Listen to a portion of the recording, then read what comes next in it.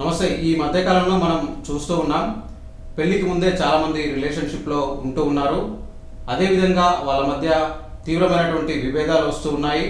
అదే స్థాయిలో వాళ్ళు తప్పుడు కేసులు కూడా పెడుతూ ఉన్నారు. ఈ నేపథ్యంలో అసలు ఏ సందర్భాల్లో తప్పుడు కేసులు పెట్టేటువంటి అవకాశం ఉంటుంది? సో బిఫోర్ మ్యారేజ్ ఒక రిలేషన్షిప్లోకి వెళ్ళినప్పుడు ఎలాంటి జాగ్రత్తలు తీసుకోవాలి? ఒకవేళ తప్పుడు కేసులు పెడితే వాటి నుంచి ఎలా బయటపడాలి తెలుసుకుందాం. మనతో మాట్లాడాలనుకున్నారు ప్రముఖ హైకోర్టు అడ్వకేట్ పి కీర్తన గారు. మేడంతో మాట్లాడు. మేడం, మనం చూస్తూ ఉన్నాం, సో జనరల్గా ఈ మధ్య కాలంలో రిలేషన్షిప్లోకి వెళ్ళే వాళ్ళు ఎక్కువగా పెరిగిపోతూ ఉన్నారు, వయసుతో సంబంధం లేకుండా. సో జనరల్గా ఏ సందర్భాల్లో ఇలాంటి కాంటెక్స్లో తప్పుడు కేసులు పెట్టేటువంటి అవకాశం ఉంటుంది? ఒక రియల్ కేసు నా దగ్గరకు వచ్చింది, చెప్తాను. అమ్మాయి అబ్బాయి ఇద్దరు క్యాజువల్ రిలేషన్షిప్లో ఉన్నాం, పెళ్ళి వద్దు ఏమొద్దు, మనం సీరియస్గా వెళ్ళొద్దు, జస్ట్ ఇది ఒక సిచ్యువేషన్షిప్ అంటారు, క్యాజువల్ రిలేషన్షిప్ అంటారు, అలా ఒక రిలేషన్షిప్లోకి వెళ్ళారు.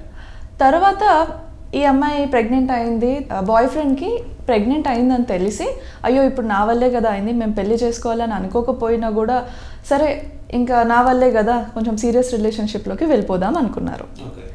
తర్వాత ఇంకా వెళ్ళారు, బాగానే ఉంది. కానీ ఆ అమ్మాయి ప్రవర్తన అది అతనికి నచ్చలేదు, ఇద్దరికి గొడవలు స్టార్ట్ అయ్యాయి. సహజంగా ఒక రిలేషన్షిప్లో ఎలా అయితే గొడవలు పడి తర్వాత విడిపోతారో అలానే వీళ్ళు కూడా విడిపోయారు. అంటే ఇంకా వీళ్ళిద్దరికి పెళ్ళి ఇష్టం లేదు ఒకరితో ఒకరికి, కానీ ఆ అమ్మాయికి ఇష్టం. అయితే తర్వాత ఇంక ఇతను పెళ్ళొద్దు అంటున్నాడు, అండ్ తనకి కూడా వాళ్ళ పేరెంట్స్ సంబంధాలు తెస్తున్నారు. అయితే ఇంకా ఈ సంబంధాలు తెస్తున్నారు అని చెప్పేసి తర్వాత ఇంకా పెళ్లి చేసేసుకుంటాడు, వేరే పెళ్ళి అని ఈవిడ పోలీస్ని అప్రోచ్ అయ్యారు. ఇతను నన్ను పెళ్లి చేసుకుంటాను అని ప్రామిస్ చేసి, నన్ను ఇన్ఫ్లుయెన్స్ చేసి, నాతో ఫిజికల్గా ఇంటరాక్ట్ అయ్యి అండ్ తర్వాత నన్ను ఇంక వదిలేశాడు, వాడుకొని వదిలేశాడు అని. ఇంకా జెన్యున్గా చూడాలంటే ఇక్కడ అలాంటిదేం జరగలేదు. అసలు వాళ్ళ రిలేషన్షిప్ స్టార్ట్ అయిందే పెళ్ళి అనే ప్రమాణంతో కాదు, రైట్?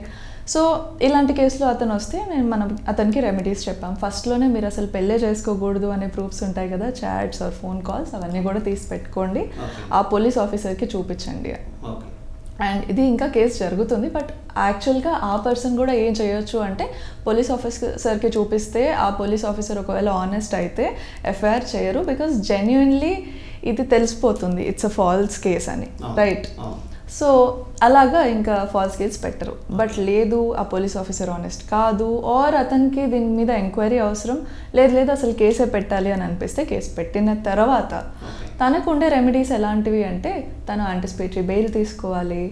అండ్ బికాస్ అది సెక్షన్ 69 ఆఫ్ బిఎన్ఎస్ కింద వస్తుంది, 10 years ఇంప్రిజన్మెంట్ ఉంటుంది దానికి. సో బెయిల్ ఖచ్చితంగా యాంటిసిపేటరీ బెయిల్ తీసుకోవాలి అండ్ తను క్వాష్కి అప్లై చేసుకోవాలి. సో అతను ఏమేం చేయొచ్చు అసలు దీనికి? ఇప్పుడు తను లోవర్ కోర్టులో వెళ్ళి ప్రూవ్ చేసుకోవాలి, తర్వాత బయటికి రావాలంటే ఈలోపు తన జాబ్ కూడా పోతుంది, ఈ కేసు పెట్టారు అని. సో ఇది అయ్యేలోపు ఇప్పుడున్న జ్యుడిషియరీలో పెండెన్సీకి ఎన్నేళ్ళు పడుతుంది? 5, 10, 20 ఎవరూ చెప్పలేరు. అందుకని క్వాష్ అనే ఒక బ్యూటిఫుల్ రెమెడీ ఉంది. ఇలాంటి ఫాల్స్ కేసెస్ పెట్టి మిస్యూజ్ చేస్తున్నారు అంటే అప్పుడు హైకోర్టులో క్వాష్ వేసుకోవచ్చు. మీ కేసులో ఒకవేళ మెరిట్స్ ఉంటే ఖచ్చితంగా హైకోర్టు క్వాష్ చేస్తారు. సో అంటే కొట్టివేస్తారు. అంటే జనరల్గా ఇలాంటి సందర్భం మీరు ఇప్పుడు ఒక సినారియో చెప్పారు కాబట్టి, సో అప్పుడు ఎలాంటి కేసెస్ పెట్టేటువంటి అవకాశం ఉంటుంది? అంటే ఈ మధ్యకాలంలో మనం ఎక్కువగా చూస్తున్నాం ఫాల్స్ ప్రామిస్ ఆఫ్ మ్యారేజ్ అని, రేప్ కేసు అని. సో ఆ సందర్భంలో ఎలాంటి కేసెస్ పెట్టేటువంటి అవకాశం ఉంటుంది? Section 69 of BNS promise of marriage అని చెప్పి ఇట్లాగా నన్ను రేప్ చేశాడు అని చెప్పేసి ఒక కేసు పెడతారు. జస్ట్ ఇప్పుడు నేను చెప్పాను కదా ఒక అమ్మాయి ఎగ్జాంపుల్, అలానే ఇంకా ఇట్లాంటి కేసెస్ చాలా ఉన్నాయి. 5 years ఇప్పుడు రిలేషన్షిప్ అయిపోతుంది, వీళ్ళు బ్రేకప్ చెప్పుకుంటారు అండ్ అంతా ఎండ్ అయిపోయిన తర్వాత 5 years తర్వాత అమ్మాయి అప్పుడు ఫోన్ చేస్తుంది ఈ అబ్బాయికి పెళ్ళి అయిపోయిన తర్వాత, ఏవని, సరే అప్పుడు నువ్వు నన్ను రేప్ చేసావు, నేను నీ మీద రేప్ కేసు పెడుతున్నాను అని. ఇది రియల్ కేసు, నా క్లయింట్ కేసే ఇది. సరే మరి మేడం మీకు ఎట్లా తెలుసు అతను నిజం కూడా చేసి ఉండొచ్చు కదా అంటే వాళ్ళు ప్రూఫ్స్ చూపించి మాట్లాడారు, అందుకే ఇంత ఖచ్చితంగా చెప్పగలుగుతున్నాను. సో ఇతనికి కూడా అలాంటి రెమెడీ. సో ఇలాంటి కేసెస్ చాలా ఉన్నాయి. ఒకవేళ డబ్బులు ఇన్వాల్వ్డ్ ఉన్నాయనుకోండి రిలేషన్షిప్లో 420 చీటింగ్ కేసు కూడా పెడతారు. సో జనరల్గా ఎట్లా డిఫరెన్షియేట్ ఎట్లా చేయాలి మేడం? అంటే నిజంగా మ్యారేజ్ చేసుకుంటారని ప్రామిస్ చేశాడా, లేదంటే ఒక లేడీని మోసం చేయాలని నిజంగా ఆమెతో రిలేషన్షిప్లోకి ఎంటర్ అయ్యాడా? సో ఈ రెండింటి మధ్యన ఎట్లా డిఫరెన్షియేట్ ఎట్లా చేయాలి? నేనే కాదు, సుప్రీంకోర్టు కూడా ఇది చెప్పింది. ఏంటి అంటే ఒక డిఫరెన్స్ ఉంది దీంట్లో. ఒక అమ్మాయిని పెళ్లి చేసుకుంటాను అని ఆ అమ్మాయిని ఫిజికల్గా వాడుకోవాలి అనే ఇంటెన్షన్తోనే పెళ్లి చేసుకుంటానని చెప్పి మోసం చేసి తర్వాత వాళ్ళు విడిపోతే జెన్యున్గా అది ఒక మోసంలాగే మనకు కనిపిస్తుంది. అది ఎందుకని కేసు అయింది అంటే ఇప్పుడు ఒక అమ్మాయి కంప్లీట్గా కన్సెంట్ ఇస్తుంది విదౌట్ ఎనీ ఇన్ఫ్లుయెన్స్ అంటే దాన్ని కన్సెంట్ అంటారు. కానీ ఇక్కడ నువ్వు పెళ్లి చేసుకుంటానని చెప్పావు కదా, అందుకే కదా కన్సెంట్ ఇచ్చింది. అండర్ ఇన్ఫ్లుయెన్స్ అది ఫోర్సే, అది ఫుల్ కన్సెంట్ కాదు. So it comes under rape. అలాగా ఇది రేప్ కేసు అవుతుంది. బట్ కొన్ని కేసెస్ సుప్రీంకోర్టు రీసెంట్గా చెప్పారు, ఏ కేసెస్లో అయితే ముందుగానే వాళ్ళు ఒక రిలేషన్షిప్లోకి జెన్యున్గానే ఎంటర్ అయ్యి జెన్యున్గానే పెళ్లి చేసుకుంటాను అనుకోని తర్వాత గొడవలు వచ్చి విడిపోయారు అంటే ఇది ఎక్కడ మోసం? ఇదేం మోసం కాదు కదా. అతను ఆ అమ్మాయిని వాడుకోవాలనే ఎంటర్ అయ్యి తనని ఏదో చేసినట్టు కాదు కదా. సో ఈ కేసెస్లో ఈ సెక్షన్ 69 BNS ఏదైతే ఉందో అది పెట్టకూడదు. పెట్టినా అది క్వాష్ అవ్వడానికి చాలా ఎక్కువ ఛాన్సెస్ ఉన్నాయి. ఓకే, సో ఇలాంటి సిచ్యువేషన్లోకి మనం రాకూడదు అనుకుంటే సో జనరల్గా ఎలాంటి జాగ్రత్తలు తీసుకోవాలి? ఒక రిలేషన్షిప్లోకి ఎంటర్ అయ్యేటప్పుడే ఎలాంటి జాగ్రత్తలు తీసుకోవాలంటారు? ఓకే, సో ఇప్పుడున్న జనరేషన్లో చాలా కన్ఫ్యూజ్డ్ రిలేషన్షిప్స్ అనేవి పుట్టాయి. ఎలాంటివి? సిచ్యువేషన్షిప్స్, క్యాజువల్ రిలేషన్షిప్స్ అని. అందులో ఒకటి క్లారిటీ ఉంటుంది, ఒకటికి ఉండదు కదా.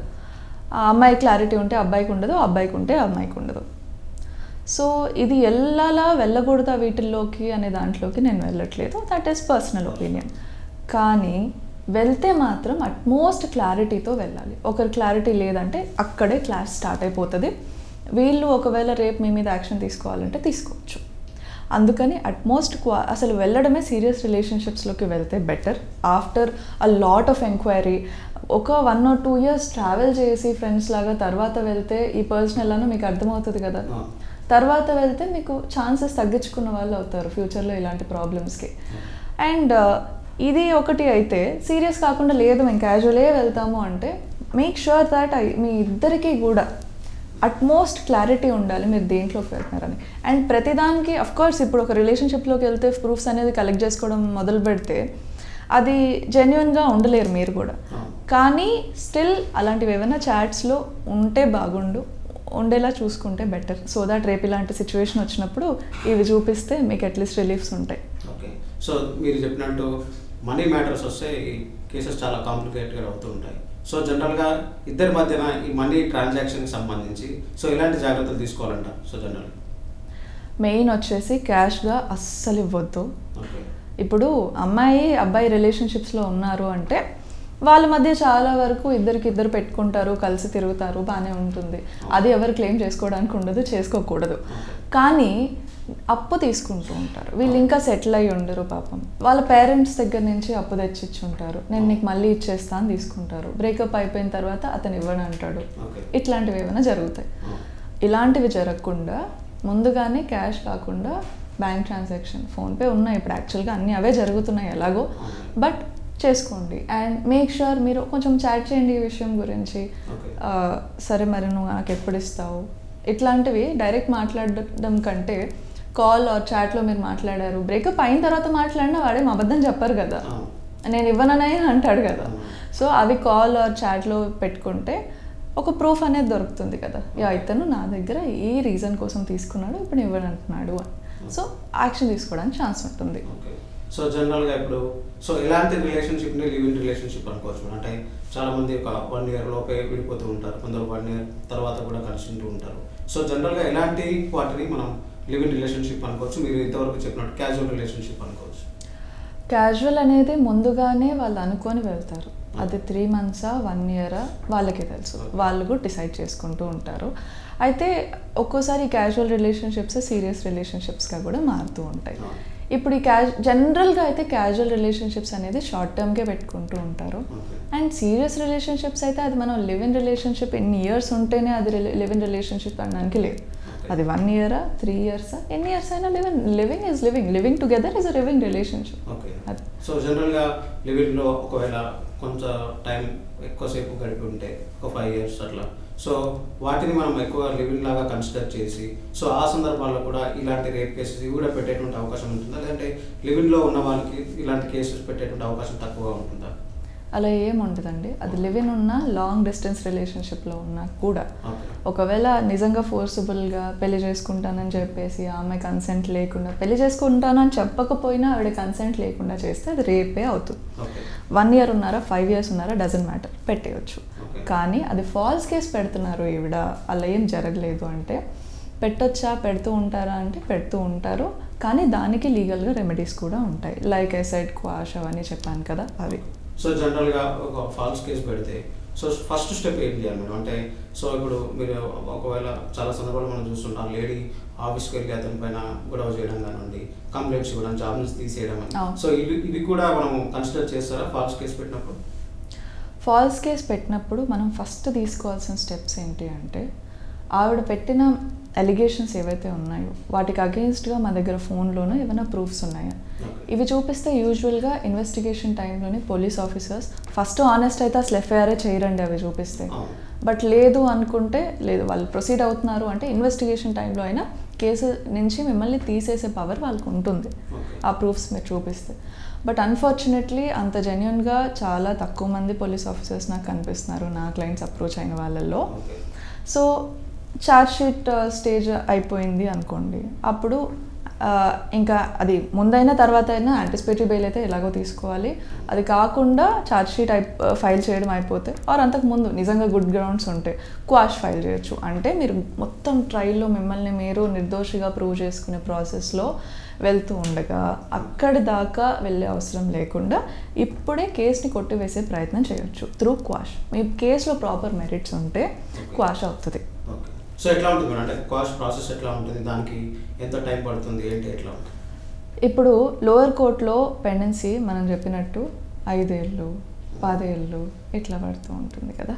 అయితే క్వాష్లో క్వాష్ వేసుకునేది హైకోర్టులో కదా, అలానే హైకోర్టులో ఏం తక్కువ పెండెన్సీ లేదు. ఆనెస్ట్లీ ఇది కూడా 2 monthsలో అయిపోవచ్చు, 6 monthsలో అయిపోవచ్చు, 1 year 2 years కూడా తీసుకోవచ్చు.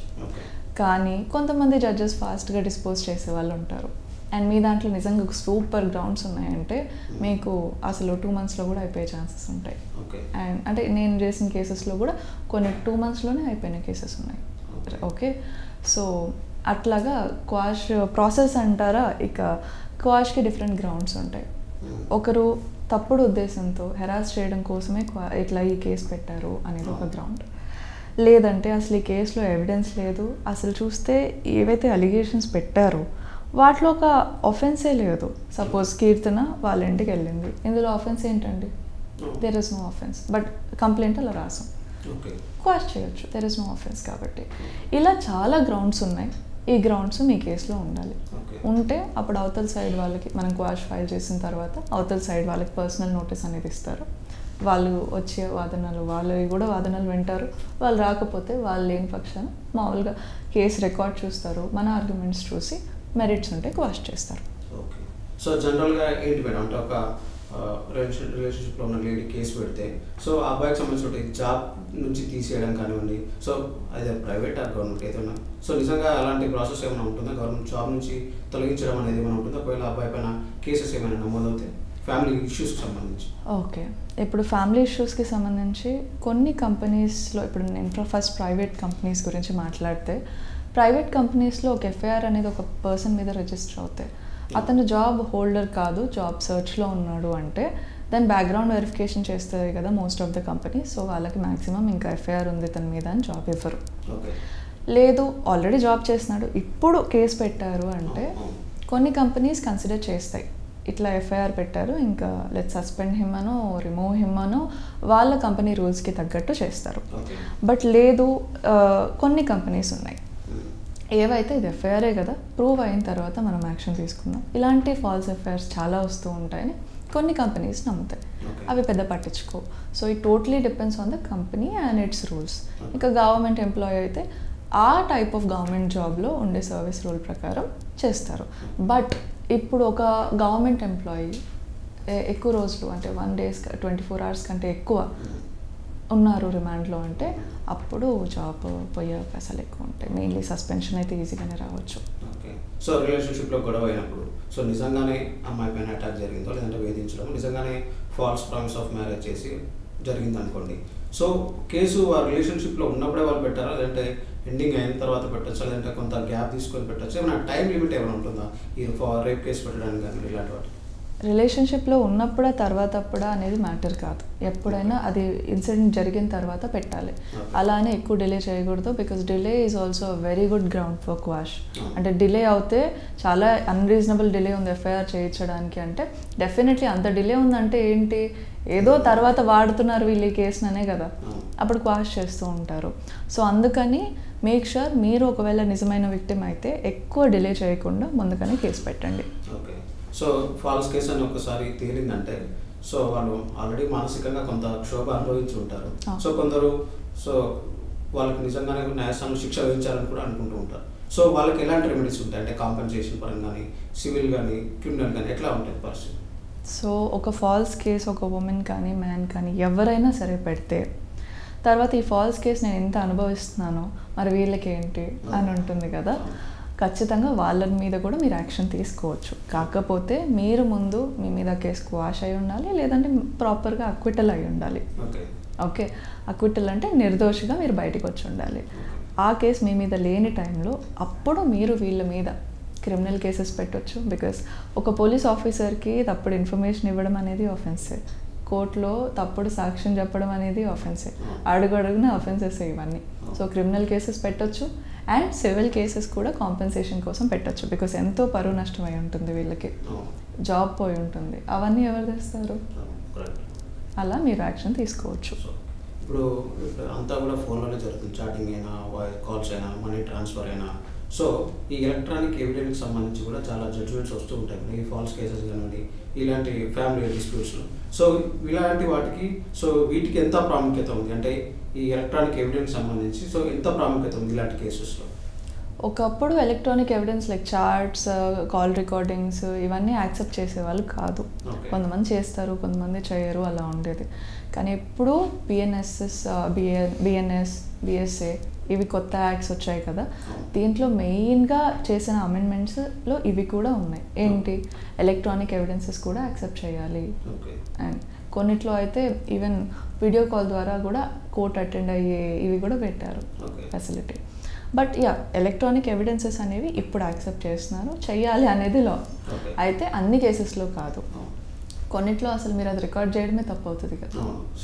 But in general marital issues ఉంటాయి కదా, భార్యాభర్తల మధ్య ఉండేవి, వాటిల్లో కాల్ రికార్డింగ్స్ యాక్సెప్ట్ చేస్తున్నారు ఇప్పుడు కోర్టులో. సుప్రీంకోర్టు రీసెంట్గానే జడ్జ్మెంట్ ఇచ్చారు. ఇట్లా వాళ్ళ మధ్య రికార్డ్ చేసుకుంటున్నారు అంటేనే అక్కడ పెద్ద బాండ్ లేదని అర్థం. సో ఇవి యాక్సెప్ట్ చేస్తాము యాజ్ ఎవిడెన్సెస్. సో ఇప్పుడు చాలా మంది బిఫోర్ మ్యారేజ్ మైనర్స్ కూడా ఎక్కువ మంది ఇన్వాల్వ్ అవుతున్నారు ఇలాంటి రిలేషన్షిప్స్లో. సో ఒక మైనర్తో రిలేషన్షిప్లో కొనసాగిస్తే అబ్బాయికి ఎలాంటి ఫ్యూచర్లో ఎలాంటి సిచ్యువేషన్ ఎదుర్కొనేటువంటి అవకాశం ఉంటుంది? డెఫినెట్లీ నేను సజెస్ట్ చేయను. ఐ నో దాట్ ఇప్పుడు యూఎస్లో కూడా ఇంకా మన ఇండియాలో ఎలా అయితే రిలేషన్షిప్స్ చిన్న ఏజ్లో స్టార్ట్ అవుతూ ఉంటాయో యూఎస్లో అంతకంటే చిన్న ఏజ్లోనే స్టార్ట్ అవుతాయి. బట్ ఇండియన్ లాస్కి, ఇండియన్ పెండెన్సీకి జ్యుడిషియరీలో ఉంది కదా, ఇవన్నిటికీ మైనర్ రిలేషన్షిప్స్ అవాయిడ్ చేయమని చెప్తాను. ఒకవేళ మైనర్స్ రిలేషన్షిప్లో ఉన్నా I would definitely not suggest you మీరు ఫిజికల్గా ఇంటరాక్ట్ అవ్వడానికి. ఎందుకంటే వన్స్ మీరు ఇంటరాక్ట్ అయ్యారు అంటే అది పోక్సో అవుతుంది, రేప్ కేసు అవుతుంది అండ్ దాని నుంచి బయటికి రావడం చాలా కష్టం. ఎందుకంటే అక్కడ సరే ఆ అమ్మాయి కూడా ఒప్పుకుంది కదా అనడానికి లేదు, ఎందుకంటే అక్కడ victims consent is not valid. Okay, ఎందుకు అంటే అక్కడ తనే మైనర్, తనని ఈజీగా ఇన్ఫ్లుయెన్స్ చేయొచ్చు. ఇలా ఇన్ఫ్లుయెన్స్ చేసే మైనర్స్ మీద రేప్ అనేది చేస్తున్నారు అని తెలిసే మైనర్స్ కన్సెంట్ ఈజ్ ఇన్వాలిడ్ అని అది ఆ లాలో అలా పెట్టారు. సో డెఫినెట్లీ అదైతే మీరు అసలు నేను సజెస్ట్ చేయను. బికాజ్ అనవసరంగా చిన్న ఏజ్లో ఇలాంటి కోర్టు కేసు ఇవన్నిట్లో వెళ్ళి ఫ్యూచర్ పాడు చేసుకోవద్దు. ఓకే, సో నిజంగా ఫాల్స్ కేసెస్ పెరిగిపోతున్నాయి మేడం, బయట మనం చాలామంది చెప్తున్నారు. సో బిఫోర్ మ్యారేజ్ రిలేషన్షిప్లోకి వెళ్ళి ఫాల్స్ కేసెస్ పెట్టే వారి సంఖ్య కూడా పెరుగుతుంది అని. సో నిజంగానే పెరిగిపోతున్నాయా, లేదంటే ఎవరైనా నిజంగానే ఇలాంటి హెరాస్మెంట్కి గురయ్యి కంప్లైంట్ చేయాలంటే కూడా చాలామంది బయటకు రావడానికి సిచ్యువేషన్ కూడా ఉంటుంది. సో అలాంటి కేసెస్ ఉన్నాయి ఎట్లా? ఖచ్చితంగా ఉన్నాయి. ఇప్పుడు ఫాల్స్ కేసెస్ ఉన్నాయి, పెరుగుతున్నాయా అంటే పెరుగుతున్నాయి. ఎందుకంటే సొసైటీలో డబ్బు పెరుగుతుంది, రిలేషన్షిప్స్ పెరుగుతున్నాయి, డబ్బుకి రిలేషన్షిప్స్కి ముడిపడితే గొడవ అవుతుంది, రైట్? సో అట్లాగా ఫాల్స్ కేసెస్ పెరుగుతున్నాయి. అలానే నిజం కేసెస్ లేవా అంటే అవి కూడా వీటికి కాంపిటీషన్గా ఉన్నాయి. ఎందుకంటే ఇప్పుడు నేను ఒక కేసు చెప్తా. ఒక హస్బెండ్ ఒక వైఫ్ని, నా క్లయింట్ ఆవిడ ఎలా కొట్టారు గోడకేసి అంటే ఆమె డివోర్స్ అయిపోయిన తర్వాత కూడా ఒక చెవు ఆమెకి వినిపించదు. అంత ఎఫెక్ట్ ఉంది ఆమె మీద. సరే మరి ఎందుకు కేసు పెట్టలేదు అతని మీద ఇప్పటిదాకా అని అడిగాను. అసలు నాకు డివోర్స్ వచ్చేసి ఇతనితో ఈ పీడ వదిలిపోతే చాలు మేడం, నాకు ఇదంతా అవసరం లేదు. చూడండి, నిజమైన విక్టిమ్స్ బిహేవియర్ ఈ రకంగా ఉంది. వాళ్ళు పెట్టాలి నిజంగా, కానీ వాళ్ళు పెట్టకుండా వీళ్ళు పెడుతున్నారు. కానీ పెట్టే వాళ్ళు కూడా ఉంటారు. కాకపోతే ఇలాంటి వాళ్ళు పెట్టే ఫాల్స్ కేసెస్ వల్ల వీళ్ళకి పెండెన్సీ కూడా పెరుగుతుంది, వీళ్ళకి న్యాయం లేట్గా వస్తుంది. సో ఇలాంటి రిలేషన్షిప్ సంబంధించి ఏమైనా గొడవలు జరిగింది బిఫోర్ మ్యారేజ్, సో ఆ కేసెస్ని ఏమైనా సెటిల్ చేసుకునేటువంటి అవకాశం ఉంటుంది మేడం? అంటే కోర్టుకి వెళ్ళి ఇన్ని ఇయర్స్ పాటు అనవసరంగా టైం వేస్ట్ చేయడం, మనీ క్షోభ, సో ఇవన్నీ కాకుండా అవాయిడ్ చేసేటువంటి అవకాశం ఏమైనా ఉంటుందా? సెటిల్ చేసుకునేటువంటి అవకాశం ఏమైనా ఉంటుందా? కొన్ని కేసెస్లో ఉంటుంది, బట్ కొన్ని క్రిమినల్ ఒఫెన్సెస్లో అది స్టేట్ బాధ్యతగా తీసుకొని చేయరు.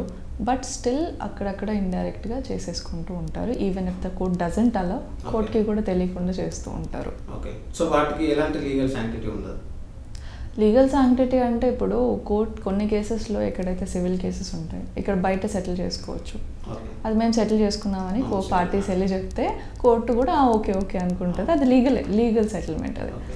కానీ ఇప్పుడు రేప్ కేసెస్ ఉన్నాయి, ఇలాంటివి మేము సెటిల్ చేసుకున్నామంటే అది ఒప్పుకోరు. ఎందుకంటే అంత పెద్ద క్రైము ఇట్లాగా డబ్బులతో సెటిల్ చేస్తుంటే సొసైటీ ఎక్కడికి వెళ్తుంది? That is illegal. కానీ ఇండైరెక్ట్గా కోర్టుకి చెప్పకుండా వాళ్ళే సెటిల్ చేసుకొని తర్వాత ఎక్కడో ఎవిడెన్స్ సరిగ్గా ఇవ్వకపోవడం, ఇలాంటివి అవతల పార్టీలు చేస్తారు. అప్పుడు విట్నెసెస్ హాస్టల్ అయ్యారని చెప్పేసి ఇతన్ని నిర్దోషిగా ప్రూవ్ చేస్తారు. ఓకే, ఇప్పుడు మీరు రేప్ కేసు గురించి అలా అవుతున్నాయి. ఈ రేప్ కేసు గురించి మాట్లాడారు కాబట్టి, సో మైనర్గా ఉన్నప్పుడు జనరల్గా రేప్ అయిన తర్వాత కూడా, సో నెక్స్ట్ వాళ్ళని మ్యారేజ్ చేసుకున్నాను అనుకోండి, ఫస్ట్ రేప్ ఒక క్రైమ్ పాల్పడి తర్వాత అతనే ఆమెను మ్యారేజ్ చేసుకుంటే ఆ సందర్భాల్లో అతనిపై ఉన్నటువంటి ఈ కేసెస్ని క్వాష్ చేసేటువంటి అవకాశం ఉంటుందా, లేదంటే ప్రొసీడింగ్స్ కంటిన్యూ అవుతుంటాయి? యూజువల్గా అయితే అసలు అతనితో మ్యారేజ్ అనేవి విక్టిమ్స్ కోరుకోరు. ఓకే, లేదు చాలా తక్కువ కేసెస్లో, రేర్ కేసెస్లో కోరుకున్నా కూడా కొన్ని కేసెస్లో కోర్టు అలౌ చేస్తుంది. అది డిపెండింగ్ ఆన్ ద సర్కమ్స్టాన్సెస్. కొన్నిట్లో అలౌ చేయరు, కొన్నిట్లో చేస్తారు. అక్కడ శిక్ష తగ్గించడము అలాంటివి చేస్తారు. Okay, right madam, thank you. So ఇది మనం ఓవరాల్గా చూసుకున్నట్లయితే, సో బిఫోర్ మ్యారేజ్ రిలేషన్షిప్లోకి ఎంటర్ అయ్యేటువంటి వారి సంఖ్య పెరుగుతూ ఉంది. ముఖ్యంగా ఫాల్స్ కేసెస్ కూడా పెరుగుతూ ఉన్నటువంటి నేపథ్యంలో అన్ని రకాలైనటువంటి జాగ్రత్తలు తీసుకోవాలి. ముఖ్యంగా ఫాల్స్ రేప్ కేసులకు సంబంధించి అన్ని రకాలైనటువంటి జాగ్రత్తలు తీసుకోవాలని కీర్తన గారు అయితే చెప్తూ ఉన్నారు. ఇక ఓవరాల్గా ఒకసారి అది ఫాల్స్ కేసు అని తేలితే మాత్రం అవతల పార్టీకి సివిల్ పరంగా కానివ్వండి, క్రిమినల్ పరంగా కానివ్వండి, సో వాళ్ళపైన చర్యలు తీసుకునేటువంటి అవకాశం ఉంది. సో అలాంటి కేసులను కూడా మనం ఈ మధ్యకాలంలోనే చూస్తూ ఉన్నామని కూడా చెప్తూ ఉన్నారు. ఇక కేవలం ఫాల్స్ కేసెసే కాదు, ఈ రిలేషన్షిప్లో ఉండి చాలామంది కూడా ఇబ్బంది పడుతున్నారు. బయటకు వచ్చి కేసెస్ పెట్టడానికి కూడా చాలామంది మొహమాట పడడం కారణంగా ఇబ్బంది పడుతున్నారు. సో ఈ నేపథ్యంలో అలాంటి వాళ్ళు కూడా బయటకు వచ్చి కేసెస్ పెడితే బాగుంటుంది. సో నిజమైనటువంటి ఎవరైతే బాధితులు ఉంటారో వాళ్ళకు కూడా న్యాయం దక్కేటువంటి అవకాశం ఉంటుందని కూడా కీర్తన గారు అభిప్రాయపడుతున్నారు.